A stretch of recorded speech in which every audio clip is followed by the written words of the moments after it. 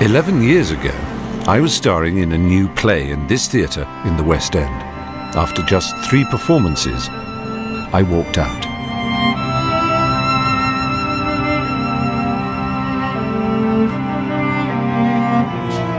In the early hours of the next morning, I came down from my flat in central London to this lane. I went into my garage, sealed the door with a duvet I brought, and got into my car.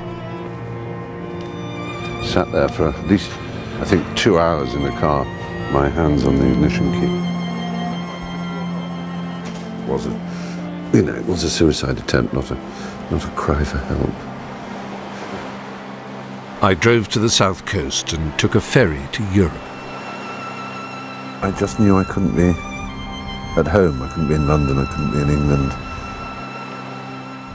I really believed that I would never come back to England. Runaway Stephen Fry broke his silence last night to reveal the torture he's been suffering. They all are worried that I've committed suicide. That's the awful thing. But after a week, I secretly returned to England to this hospital and to a doctor telling me that I was bipolar. I'd never heard the word before, but for the first time, at the age of 37, I had a diagnosis that explained the massive highs and miserable lows I've lived with all my life.